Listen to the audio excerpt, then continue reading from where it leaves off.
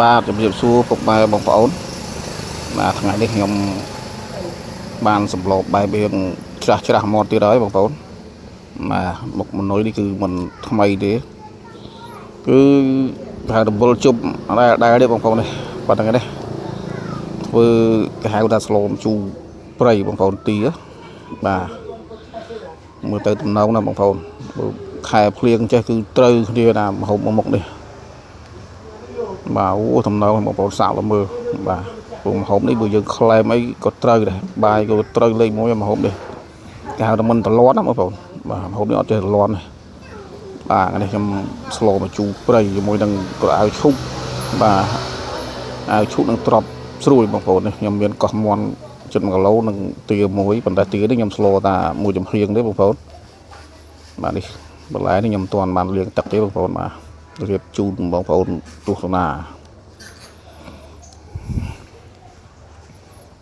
ខ្ញុំច្រាំប្រហុកមកបងប្អូនស្លមកជូរនេះប្រយ័ត្នប្រហុកតិចប្រហុកណាល្អ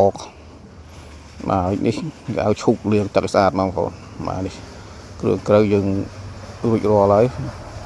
លាងស្អាតអស់ហើយបងប្អូនបាទចំណែកមកជូរខ្ញុំប្រើមកជូរសណ្ដាន់ណាបងប្អូនបាទជូរសណ្ដាន់ជូរល្អដិតល្អជូរនេះតើ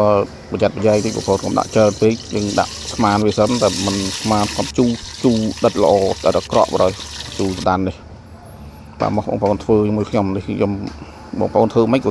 ទម្លាប់បងប្អូនអានេះទម្លាប់ខ្ញុំធ្លាប់ធ្វើអញ្ចឹងបងប្អូនបាទខ្ញុំលីងគល់ក្រៃលេងស្លឹកក្រូចលីងឲ្យឈ្ងុយយ៉ាងមកជាមួយប្រហុកបងប្អូនបាទបើយើងស្លមកជូរព្រៃមកមុខទៀតយើងមិនបាច់លីងអានោះចាំបាច់ចូលគ្នាបងប្អូនបាទនោះគេហៅថាក្រាក់នេះយើងកូរគ្រឿងឲ្យឈ្ងុយបងប្អូនវារបៀបតែក្រាក់ដូចគ្នាទេបងប្អូនបាទម្ហូបនេះបាទកូរវាចូលជាតិមកបងប្អូនបាទប្រហុកវាឈ្ងុយឲ្យចូលដាក់សាច់យើងកោះនឹងឲ្យចូលជាតិមកបាទទឹកត្រីកន្លះវែកប្រេងខ្យងបាទស្ករបញ្ចេងដាក់លាយគ្នាបងប្អូនតាមចំណង់ចំណូលចិត្តបងប្អូនមកបាទនេះរ៉ូឌីអីក៏មិនចោលដែរបងប្អូនតិចបន្តួចទៅកុំឲ្យដាក់ជ្រឹងផ្លែពីប្រៃបងប្អូននេះសណ្ដាន់ខ្ចីល្អបងប្អូនខ្ញុំហាន់អញ្ចឹងបាទផ្លេចទេដុំស៊ុបខ្នុរពីដុំដែរបងប្អូនបាទកូរច្បល់វាឲ្យសប់ចូលគ្នាមក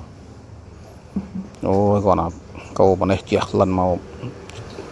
ហើយមកជូរខ្មែរយើងនោះគឺឆ្ងាញ់ណាស់បងប្អូននេះមកចូលរំលែងនៅតាមផ្លូវរៀងសំឡេងរំខានតិចអីបងប្អូនរវល់ពេកបាទថែមទឹកតាមការគួរមកទឹកកាកបងប្អូនគាត់តែខ្ញុំឯងប្រើទឹកច្រើនតិចព្រោះខ្ញុំកូនខ្ញុំវាច្រើនបងប្អូនអធិស្ឋានបាទបើយើងស្លហូបក្លែមធម្មតាយើងមិនប្រើទឹកច្រើនពេកទេយើងផុកបានហើយនេះខ្ញុំមានកូនច្រើនអញ្ចឹងខ្ញុំទឹកយើងកែលតិចមកភ្លក់រលម៉ោមកយើងដាក់បន្លែយើងមកបងប្អូនបាទកៅឈូកអីទ្របនឹងដាក់មកតែមកពុះទៀតច្រើនណាស់ពុះទានេះខ្ចីដែរទេបងប្អូនបាទទាខ្ចី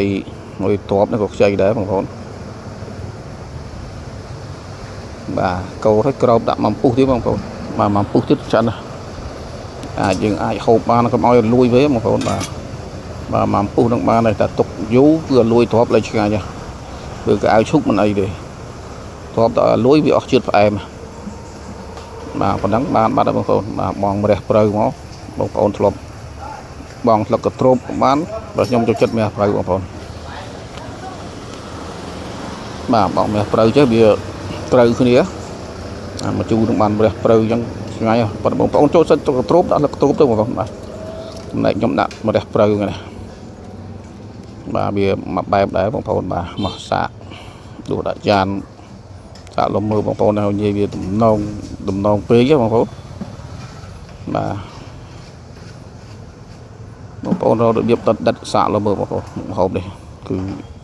ឆ្ងាញ់បាទអូយមើលដំណងណាបងប្អូនដែរបាទអរគុណច្រើនបងប្អូនដែលបានចូលរួមទស្សនាបាទធ្វើម្ហូបរបស់ខ្ញុំបងប្អូនបាទវីដេអូខ្ញុំមានតែប៉ុណ្ណេះទេបងប្អូនបាទអរគុណបងប្អូនច្រើនបាទ